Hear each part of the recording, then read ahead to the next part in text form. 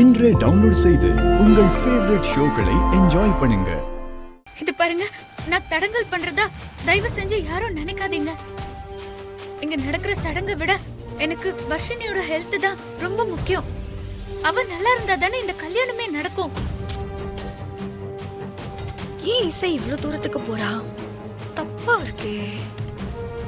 நான் இவன் நல்லதுக்காக தான் சொல்றேன்.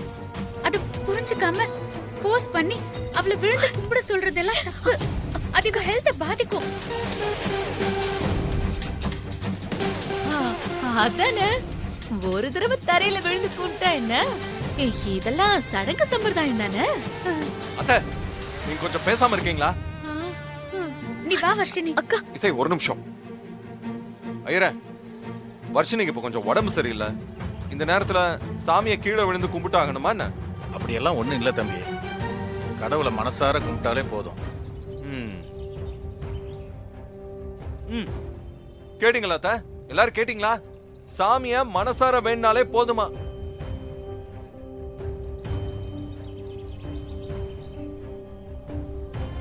வர்ஷினி, நீ நின்னே சாமி கும்பிடு.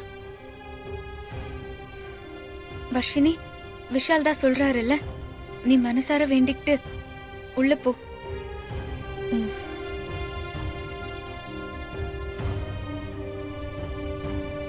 கடவுளே, எனக்கு என்ன சொல்றதுன்னு தெரியல. என் நிலைமை எந்த பொண்ணுக்கும் வரக்கூடாது. என்னால ராகவ விட்டு ஒரு நிமிஷம் கூட பிரிஞ்சிருக்க முடியாது. என் கழுத்துல தாலின்னு ஒண்ணு ஏறனா அது ராகவ் கையால தான் ஏறணும்.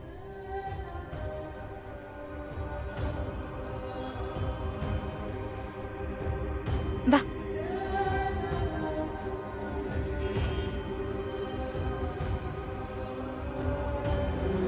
என்ன திமிரு இவளுக்கு? எங்க என் பொண்ணுக்கு நல்ல வாழ்க்கை கிடைச்சு தனக்கு போட்டியா வந்துருவாளோன்னு அவளுக்கு பொறாம. அதான் இப்படி எல்லாம் நடந்துக்கிறா. தனியா வருவாள அப்ப இருக்கு இவளுக்கு.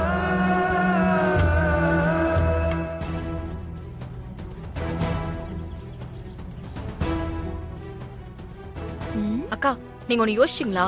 வர்ஷினி விஷயத்துல இசை நடந்துக்கிறத பார்த்தா எனக்கு என்னமோ டவுட்டா இருக்கு. அவ எப்பவும் ஏதாவது ஒரு பிரச்சனை பண்ணிட்டே தானே இருப்பா. அதனாலதான் இப்பயும் பண்றா. உனக்கு என்ன இதுல புதுசா டவுட்? காரணம் இருக்கு. இல்லாம எனக்கு டவுட் வருமா? ஒரு மேட்டர் இருக்கு. என்ன மேட்ரு?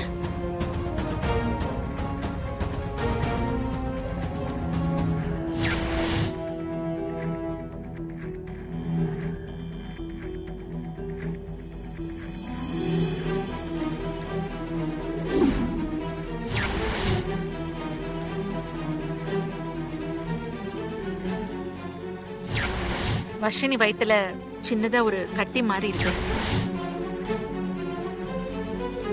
ஓ, இவ்ளோ விஷயம் நடந்திருக்கா?